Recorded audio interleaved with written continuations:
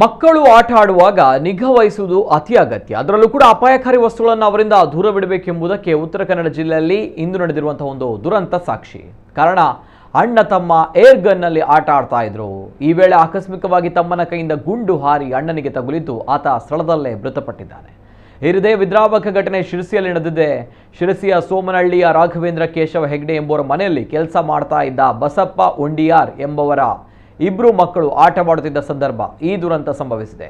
7 ವರ್ಷದ ತಮ್ಮನಿಂದ ಆಕಸ್ಮಿಕವಾಗಿ ಗುಂಡು ಹಾರಿದ್ದು ಅಣ್ಣ 9 ವರ್ಷದ ಕರಿಯಪ್ಪ ಸ್ಥಳದಲ್ಲೇ ಮೃತಪಟ್ಟಿದ್ದಾನೆ. ಇನ್ನು ಪ್ರಕರಣ ದಾಖಲಿಸಿಕೊಂಡಂತ ಪೊಲೀಸರು ತನಿಖೆ ನಡೆಸ್ತಾ ಇದ್ದಾರೆ.